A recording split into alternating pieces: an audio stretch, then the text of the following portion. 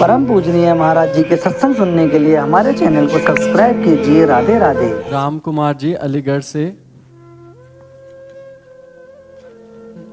गुरुदेव, मैं कंपाउंडर हूँ। कभी कभी प्याज होटलों में खाना पड़ता है, घर में प्याज का उपयोग नहीं होता है, मुझे अपनी शरण में ले लीजिए। कभी कभी वाले विषय में यदि आप सावधान रहे तो ठीक नहीं रह सकता। क्यों?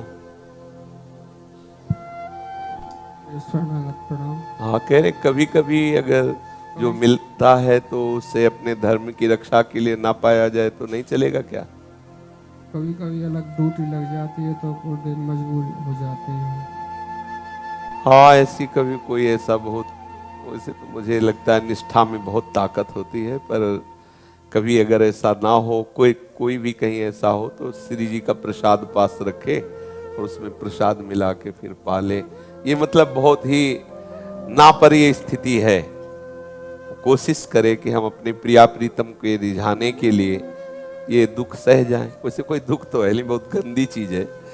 दुर्गंध ने छौंका जाए तो पूरा मोहल्ला पता नहीं कैसे पसंद करते हैं। लोग कहते हैं कि मतलब दीक्षा तो लेना चाहते हैं पर हम प्याज लहसुन नहीं छोड़, ऐसे यही बोले हम प्याज लहसुन नहीं छोड़ सकते। नहीं, अब बताओ इतना प्यार प्रभु से हो जाए कि भाई हम प्रभु को नहीं छोड़ सकते कुछ भी।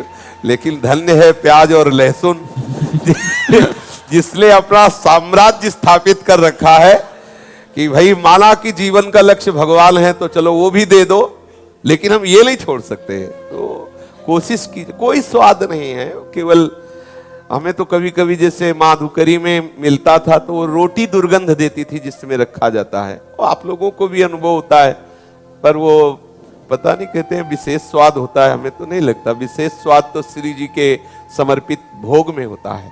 देखो, चाहे जैसा पेड़ा हो, जब राधा वल्लभ जी को भोग लग जाता है तो लालच लगता है कि इतना ही दे दे। ऐसे आपको कोई मंदो मन मिठाई दे तो आप ऐसे कर देंगे, लेकिन वहां थोड़ी सी मिश्री, थोड़ा सा कुछ, तो ऐसा लगता है इतना ही दे दे। तो देखो, विशेष स्वाद है प्रभु को अर्पित वस्तु में। तो प्रभु को सात्विक भोजन बना के अर्पित करे फिर पावे तो उससे चिंतन बढ़िया होता है। ये प्याज लहसुन आदि तमोगुणी वस्तु, संतों ने इसकी निंदा की है, इसको निषेध किया है। मान जाना चाहिए जहां तक हो सके। देखो आगे, अब खुद आपका अंतःकरण नहीं स्वीकार करेगा। थोड़ा पवित्र होने लगे ना तो बदबू बर्दाश्त नहीं होगी, मतलब उसकी गंध बर्दाश्त। जैसे आसपास कहीं छौंक लगती है ना, जब वो उसका प्रभाव फैलता है तो ऐसा लगता है कि मतलब अब आप लोगों को पता नहीं कितना अच्छा लगता है, कैसे अच्छा लगता है। पर बुद्धि बिगड़ जाए तो देखो कैसे कैसे लोग हैं, वो अंडा वगैरह जी क्या उसके अंदर भरा है। घी अच्छा नहीं लग रहा, दूध अच्छा नहीं लग रहा, पौष्टिक फल हैं, सब्जियां हैं, ये जरूरी उसी से तुम बलवान बन जाओगे, विश्व विजेता है। दूसरे का मांस खा के, अंडा खा के विश्व विजेता बन जाओ। संयम से रहो और उचित पवित्र भोजन पाओ तो देखो आप में बलवर्धन होगा। बलवर्धन संयम से होता है। पुराने जो संत महात्मा सात्विक गृहस्थ हुए तो शरीर भले बलवान नहीं थे लेकिन उनका संकल्प बहुत बलवान था। वो जैसे अगस्त्य जी ने समुद्र पिया तो समुद्र को ऐसे थोड़ी पी गए कि ऐसे पिए, संकल्प से ऐसे किया, संकल्प किया तो पूरा समुद्र का पानी खत्म हो गया। उनको लघुशंका भी नहीं लगी। पूरा संकल्प, अध्यात्म शक्ति संकल्प, ये बहुत बलशाली होता है। एक 5 वर्ष के बालक ने संकल्प किया, अपनी श्वास रोक दी तो संपूर्ण ब्रह्मांड की श्वास रुक गई। ये है बल। ये बल आता है अध्यात्म से। लोग जानते नहीं हैं, समझते हैं कि मांस मदिरा अंडा आदि इनसे तुम्हें बल मिले।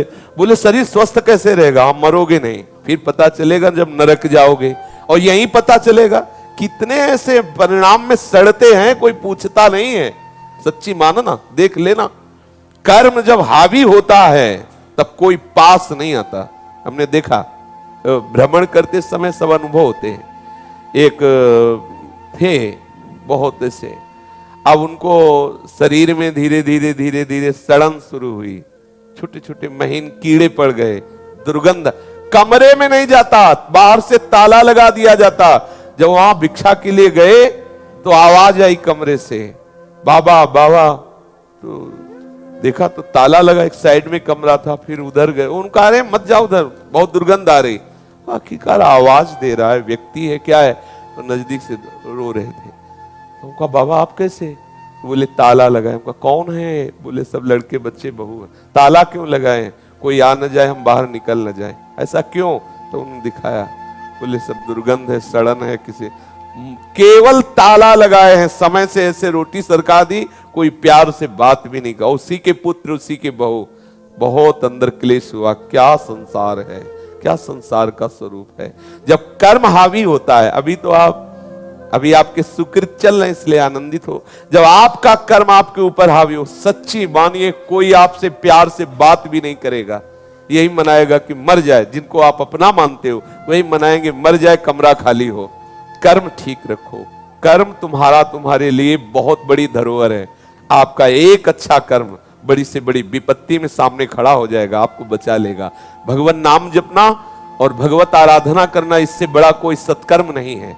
आप नाम जप किए। नाम जप में तभी रुचि होगी जब आपका आहार सही होगा। इसलिए आप आहार सही रहे। आहार तभी पवित्र होगा जब आपका कमाई अच्छी होगी, जो पवित्र कमाई है। आप बुरे आचरण करके, बेईमानी करके खूब लाखों करोड़ों कमा लीजिए, ना आपका परिवार सुखी होगा, ना आपकी बुद्धि आपको विपरीत दिशा में ले जाएगी, जलाएगी। इसलिए सबसे प्रार्थना है, अगर हम 1-2 दिन भोजन ना करें अपने प्रभु के लिए, मानो हम ऐसी जगह गए जहां हमें भोजन ही प्याज लहसुन युक्त मिलेगा, अन्यथा नहीं मिलेगा, तो हम श्री कृष्ण की तरफ देखें। आपके लिए आज भोजन नहीं पाएंगे, क्योंकि अशुद्ध भोजन आप नहीं पाओगे तो हम नहीं पाएंगे, इसलिए हम नहीं पाएंगे। वो देख रहा है, वो आपकी ऐसी व्यवस्था करेगा कि बिना भोजन के भी आप स्वस्थ रहेंगे, बिना भोजन के भी आप में एक अध्यात्म बल आएगा, एक दिव्य तेज आएगा। पर अपने लोग इतना धैर्य नहीं रख पाते। अगर कहीं किसी की ऐसी बुद्धि भी है तो ठाकुर जी का भोग लगा ले, जैसे किसमें आदि है, भोग लगा लिया, अपने पास रख लिया। और कहीं ऐसा लगता है कि ऐसा भोजन है तो उसमें प्रसाद डाल दिया। तो जैसे गंदी नाली का पानी यमुना जी में गिरते ही पावन पवित्र आचमन योग्य हो जाता है, ऐसे ही महाप्रसाद का स्पर्श होते ही वो सब महाप्रसाद स्वरूप हो जाता है। जैसे आग न देखती है चंदन को, न विष्ठा को, दोनों आग कर देती है, ऐसे भगवत प्रसाद चाहे जैसा मलिन अन्न हो उसका प्रभाव नष्ट करके वो प्रसाद स्वरूप कर देती है। पर ये दूसरी बात है। पहली बात तो ये कि हम वही पावे जो हमारे प्रभु पा सकते हैं। तो प्याज लहसुन का भोग ठाकुर को नहीं लगाया जा सकता। कुछ लोग ऐसे हैं जो कहते हैं घर में ठाकुर विराजमान है, भाई हमारे घर में प्याज लहसुन बनता है, लेकिन ठाकुर को बाजार से लाके चिरौरी लड्डू आदि भोग लगा देते हैं। आप सोचो, तुम्हारा लड़का हो कैसे तुम रखते हो उसे? तुम्हारा बच्चा हो, गोपाल जी है मान लो, तो बच्चा ही तो है। अगर मूर्ति मान रहे हो तो उपासना क्या कर रहे हो? और अगर लाला मान रहे हो तो अपने लाला को भूखे कैसे रख सकते हो? तो लाला के अनुकूल भोजन बनाओ, लाला के अनुकूल भोजन पवाओ और फिर प्रसाद पाओ। ये उपासना का रंग है। तो देख लीजिए आप। सत कोट कोट प्रणाम। जी बोलिए।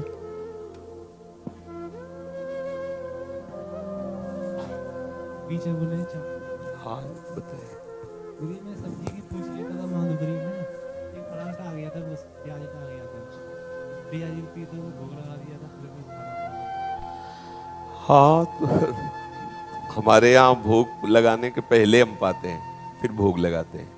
कोई भी वस्तु है अपने वृंदावन की रसोपासना में सबसे पहले है, जैसे मानो हमने सुंदर सुंदर कढ़ी चावल खीर ये सब भोग लगाए, तो 1 चम्मच कढ़ी लिए और पा के देखा, नमक अधिक तो नहीं है, नमक कम तो नहीं है, बहुत अधिक खट्टी तो नहीं, क्योंकि अपनी सुकुमारी प्रियाजू को भोग लगाना।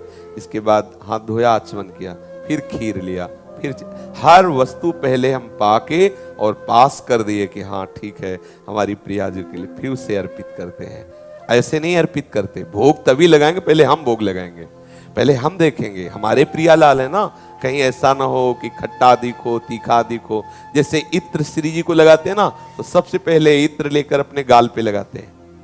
अगर वो छरछरा रहा है, केमिकल पड़ा हुआ है, तो जब हमारे जो पांच भौतिक शरीर में कष्ट दे रहा है तो प्रियाजू को कितना कष्ट देगा, इसलिए हम नहीं लगाएंगे। जब लगा के कोमल जगह में देख लिया कि ये छरछराहट नहीं है, बहुत तीखी गंध नहीं है, तब ये सब भाव की उपासना है। तो हम कोई भी भोग लगाने के पहले अगर हमें संशय लग रहा है तो हम जरा सा चेक कर लेते हैं, फिर आचमन करके फिर हम भोग लगाते हैं। ऐसा अब जो हुआ सो हुआ, आगे देख लीजिए। ना ना कोई दंड नहीं है। अपने सावधानी रखें प्रतिपल। श्री हरि। मन भूरी सहचरी हराजेन।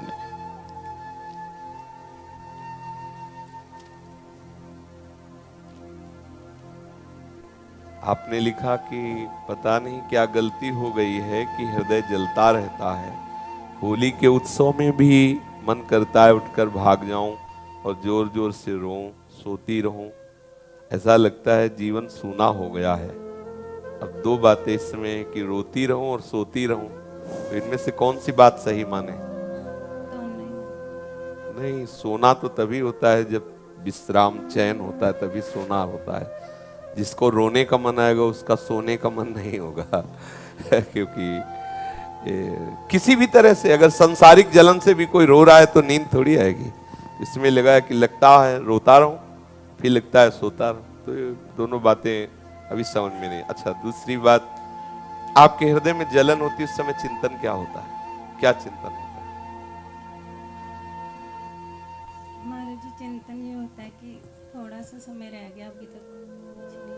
तो अच्छा है, इसमें तो और रोना आना चाहिए, चिल्ला चिल्ला के रोना आना चाहिए, हृदय में कुछ अच्छा नहीं लगना चाहिए, ये तो अच्छा है। इसमें कि भाग जाऊं ऐसा तो नहीं होना चाहिए। इसमें तो है कि कहीं और मन नहीं लगता, बस संत सभा में ही मन लगता है, भगवत चर्चा सुनने में ही मन लगता है, भगवान नाम कीर्तन में ही मन लगता है, ऐसा होना चाहिए। ये विपरीत दोनों बातें कम समझ में आ रही हैं। चर्चा तो अच्छी लगती है, उत्सव भी फिर परेशानी क्या है? जीवन सूना लगना, रोने की भावना होना, चैन न मिलना, ये तो हमारे साधन का फल है।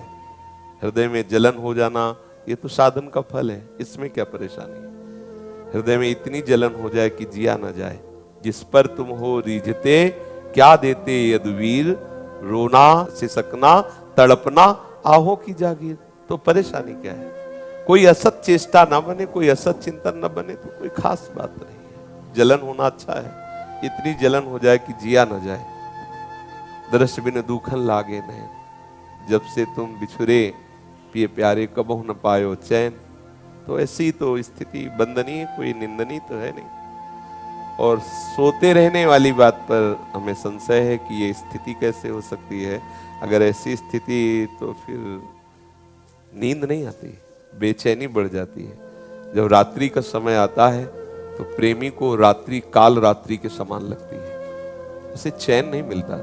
संसारिक प्रेमी को चैन नहीं मिलता, फिर भागवतिक प्रेमी को कैसे चैन मिल सकता है? नहीं खान पान ते ही भावे है, नहीं कोमल वसन सुहावे है, सब विषय लगे ते खा रहा है। अरे आशिक का नैनों से नींद चली जाती है, बस तड़पन रहती है, आह रहती है। और उस तड़पन में प्रीतम का सानिध्य रहता है। ऐसा नहीं कि वो बोलेगा कि सब सुना सुना नजर आ रहा है, लेकिन किससे बोलेगा? सामने उसी से बोलेगा जिसके लिए बोल रहा है। ये बड़ा प्रेम का रहस्य है। जैसे कह रहे हाय पूरा जीवन हो गया, इतने निर्दयी तुम आज तक हमारे सामने खड़े हैं, उन्हीं से बात कर रहे हैं। यही तो प्रेमियों की भाषा, भगवत रसिक रसिक की बातें रसिक बिना को समझ सके। जो चिल्ला कर रो रहा हाय पूरा जीवन हो गया प्रभु नहीं मिले, वो प्रभु से मिले हुए बात कर रहा है, उसी समय प्रभु से मिला हुआ है। ये प्रेमियों की भाषा है, वो स्थिति है। एक क्षण में को हंसने लगे, एक क्षण में रोने लगे, एक क्षण में विलाप करने लगे, हाय पूरा जीवन हो गया आप नहीं मिले। तो ये प्रेम की बात है। तो स्वाभाविक नींद आना बात अलग, लेकिन ऐसा लगे मैं सोता रहूं, तो मुझे तो नहीं लगता कि ऐसा कभी लगता है कि मैं सोऊं। ऐसा लगता है कि नींद में आग लग जाए, कभी सोऊं ही ना, अपने प्रीतम के चिंतन में डूबी रहूं, प्रीतम के चिंतन में ही हमारा समय एक एक क्षण जाए। तो क्या यदि कोई असद वासना नहीं तो चिंता करने की बात नहीं है। ऐसा लगता है कि राधा वल्लभ श्री हरिवंश महाराज जी की ये वीडियो अगर आपको अच्छी लग रही है तो आप हमारे चैनल को सब्सक्राइब कर लीजिए और बेल आइकन के नोटिफिकेशन को ऑन कर लीजिए, जिससे महाराज जी की वीडियो सबसे पहले आप तक पहुंचाने में हमको आसानी होगी। राधे राधे।